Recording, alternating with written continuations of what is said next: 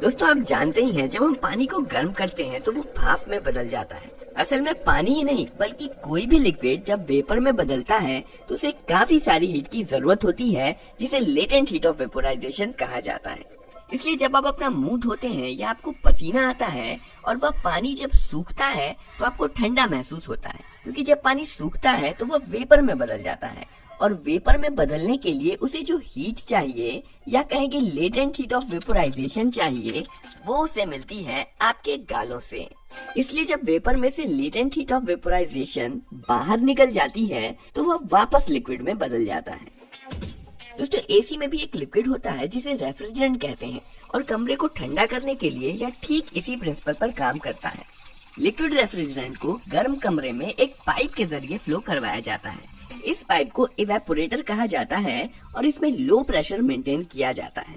यह प्रेशर इतना लो होता है कि इस प्रेशर पर रेफ्रिजरेंट लिक्विड फॉर्म में रह ही नहीं सकता है और इसलिए इसे इवेपोरेट होना ही पड़ता है। और जब लिक्विड रेफ्रिजरेंट इवेपोरेट होता है तो इसे इवेपोरेशन के लिए बहुत सारी लेटेंट हीट ऑफ वेपोराइजेशन की जरूरत पड़ती है और ये हीट रेफ्रिजरेंट एब्सॉर्ब करता है कमरे की एयर से।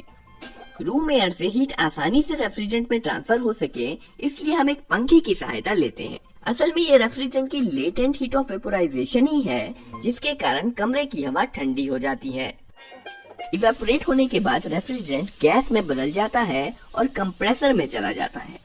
एसी में कंप्रेसर दो काम करता है। पहला और कम महत्वपूर्ण काम है रेफ्रिजरेंट को पाइप में फ्लो करवाना।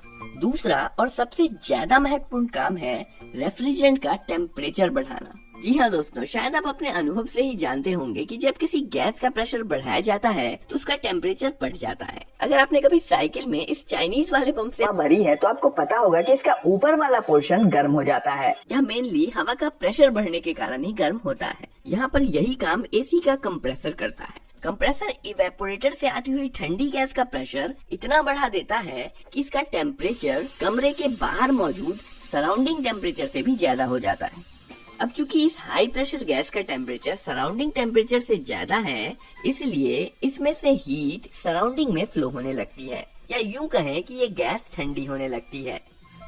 और इस हीट फ्लो प्रोसेस को बढ़ाने के लिए एक पंखे का सहारा लिया जाता है।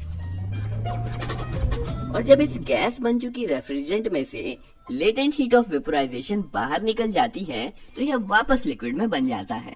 अब यहाँ पर ध्यान देने वाली बात ये है कि कंडेंस होने के बाद भी रेफ्रिजरेंट का टेम्परेचर काफी ज्यादा होता है और अगर इसे ऐसे ही कमरे में अंदर भेज दिया तो कमरा कभी ठंडा नहीं हो पाएगा। और फिर हमने इसे कंडेंस किया ही क्यों?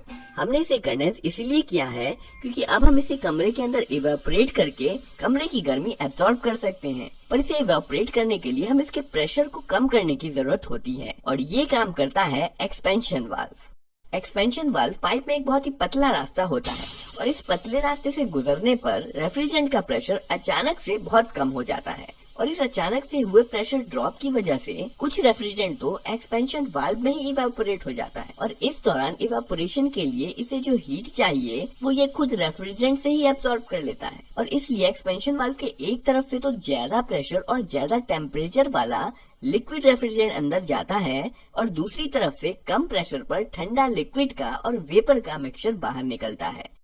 कुछ वैसे ही जैसे स्प्रे बोतल में से पानी और वेपर का ठंडा मिक्सचर बाहर निकलता है, जहां बाकी का लिक्विड रेफ्रिजरेंट इवेपोरेट होता है और कमरे की गर्मी एब्सॉर्ब करता है और ये साइकिल इसी प्रकार चलता रहता है।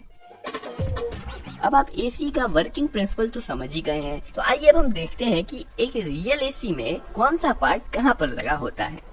दोस्तों अगर आपने कभी एसी देखा होगा तो आपको पता होगा कि एसी में दो हिस्से होते हैं। कंप्रेसर और कंडेंसर कमरे के बाहर वाले हिस्से में लगे होते हैं, वहीं इवेपोरेटर और एक्सपेंशन वाल्व कमरे के अंदर वाले हिस्से में लगे होते हैं। इवेपोरेटर में रेफ्रिजरेंट इवेपोरेट होने के बाद एक पाइप के द्वारा बाहर वाले हिस्से में रखे कंप्रेसर में चला जाता है। कंप्रेसर इसे कंप्रेस करके इसका प्रेशर और टेम्परेचर बढ़ाकर कंडेंसर में भेज देता है, जहां पर हीट रेफ्रिजरेंट में से सराउंडिंग में चली जाती है और रेफ्रिजरेंट कंडेंस होकर लिक्विड में बदल जाता है। इसके बाद ये गर्म लिक्विड रेफ्रिजरेंट एक पाइप के माध्यम से कमरे के अंदर वाले हिस्से में चला जाता है, जहाँ पर ये लिक्विड एक्सपेंशन वाल्व से पास होता है।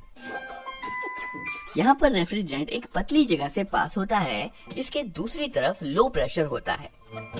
इवेपोरेटर के एग्जिट पे एक टेम्परेचर डिटेक्टर लगा होता है जिसके अंदर एक गैस भरी होती है। जैसे ही इवेपोरेटर का एग्जिट टेम्परेचर बढ़ता है, डिटेक्टर के अंदर मौजूद गैस का प्रेशर भी बढ़ जाता है और ये गैस इस स्प्रिंग पर दबाव बनाती है जिसके कारण वाल्व कुछ ज्यादा खुल जाती है और ज्यादा रेफ्रिजरेंट इवेपोरेटर में जाने लगता है और कमरे की कूलिंग भी बढ़ जाती है।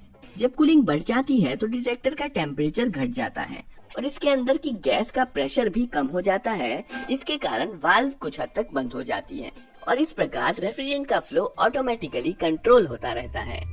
कमरे की गर्म हवा को इवेपोरेटर पाइप के ऊपर से फ्लो करवाया जाता है, वहीं रेफ्रिजरेंट इवेपोरेटर पाइप के अंदर फ्लो हो रहा होता है और इवेपोरेट होकर हवा की गर्मी एब्सॉर्ब करता रहता है। एसी में सिलेंड्रिकल टाइप का पंखा इस्तेमाल किया जाता है ताकि यह कम जगह घेरे। हवा में मौजूद वेपर जब इवेपोरेटर पाइप के संपर्क में आता है तो वह कंडेंस होकर लिक्विड में बन जाता है और इस पानी को एक पाइप के माध्यम से कमरे के बाहर निकाल दिया जाता है। दोस्तों ये वीडियो आपको कैसी लगी कमेंट करके जरूर बताइएगा।